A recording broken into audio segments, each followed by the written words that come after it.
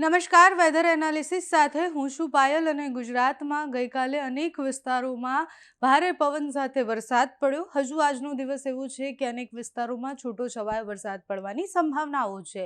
જે સિસ્ટમ હતી એ સિસ્ટમ ધીરે ધીરે ગુજરાત ઉપરથી પસાર થઈ ગઈ છે, પણ એની અસરો જોવા મળશે. એટલે આજે પણ અનેક વિસ્તાર એવા છે કે જ્યાં વરસાદ પડશે. પહેલા વિંડીના માધ્યમથી જોઈએ તો એ સિસ્ટમ તમને અહીંયા ક્યાંક એની અસર દેખાતી હશે. ભેજવાળા વાદળો ગાજવીજ સાથે દરિયાકાંઠાના વિસ્તારમાં વરસાદ પડે તેવી સંભાવના છે.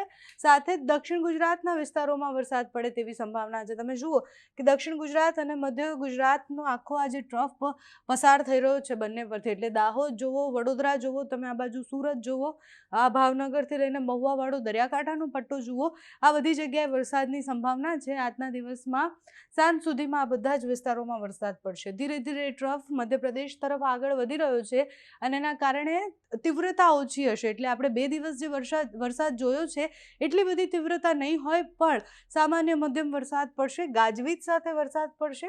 થોડો ઘણો પવન પણ ફૂંકાવાની સંભાવના છે. અને અત્યારે તો દક્ષિણ ગુજરાત, મધ્ય ગુજરાત અને સૌરાષ્ટ્રના દરિયાકાંઠાના વિસ્તારને અસર કરે તેવી સંભાવના છે. મધ્યપ્રદેશથી ધીરે ધીરે સિસ્ટમ આગળ પણ વધી જશે અને એટલે જ તમે જુઓ 5 તારીખથી સ્થિતિ એકદમ નોર્મલ. રાબેતા મુજબ આપણે જે વાત કરી હતી, ગરમીની ફરીથી શરૂઆત થઈ જશે. ટેમ્પરેચર ધીરે ધીરે વધતું દેખાશે. એટલે 5 તારીખથી ગુજરાતમાં ક્યાંય જ વરસાદની આગાહી નથી. એટલે 5 તારીખથી ગરમીનું પ્રમાણ જે છે એ ધીરે ધીરે વધશે. એક આખી હીટવેવની જે આગાહી કરવામાં આવી છે, એટલે એક આખો વેવ આવશે કે જેમાં 1-2 અઠવાડિયા સુધી ભયંકર ગરમી પડશે અને એમાં પણ મધ્ય ગુજરાતમાં સૌથી વધારે ગરમી પડવાની સંભાવનાઓ છે. એપ્રિલ મહિનામાં જો 1-2 અઠવાડિયા બહુ જ વધારે ગરમી પડે છે, તો એપ્રિલના એન્ડિંગમાં ફરી એકવાર વરસાદની આગાહી છે. એટલે એપ્રિલની એન્ડિંગમાં ફરી એકવાર એક માવઠું આવે છે. એનું કારણ શું છે? તો અરબી સમુદ્ર અને બંગાળની ખાડી બંને એક્ટિવ છે ને આપણે તો એન્ડિંગની વાત કરતા હતા. 7 તારીખે આપણે જોઈએ તો સ્થિતિ હજુ પણ એ ભેજવાળા વાતાવરણ રહેવાનું છે ને એના કારણે વરસાદ પડવાની સંભાવના છે. એટલે 7 તારીખે પણ વિંડી બતાવે છે કે દરિયાકાંઠાના વિસ્તારમાં અને મધ્ય ગુજરાતમાં વરસાદ પડી શકે છે.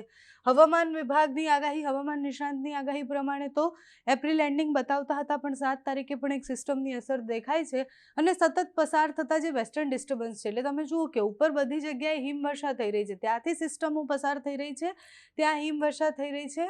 આ બાજુ અરબી સમુદ્ર અને બંગાળની ખાડી બંને જગ્યાએ એક સિસ્ટમો બનતી રહે છે. એટલે ત્યાં પણ હલચલ જોવા મળે છે. એના કારણે આજે દરિયાકાંઠાનો આખો પટ્ટો છે, એટલે મહારાષ્ટ્રના દરિયાકાંઠાના આખા પટ્ટામાં ભેજવાળું વાતાવરણ, પવન સાથે ત્યાં વરસાદની શરૂઆત ગઈકાલે પણ અમુક જગ્યાએ છૂટોછવાયો વરસાદ પડ્યો હતો. એની અસરને કારણે દક્ષિણ ગુજરાતમાં પણ વરસાદ પડ્યો હતો અને દક્ષિણ ગુજરાતમાં પણ હજુ આગામી થોડા દિવસ સુધી છૂટોછવાયો મધ્યમ વરસાદ પડવાની સંભાવનાઓ છે.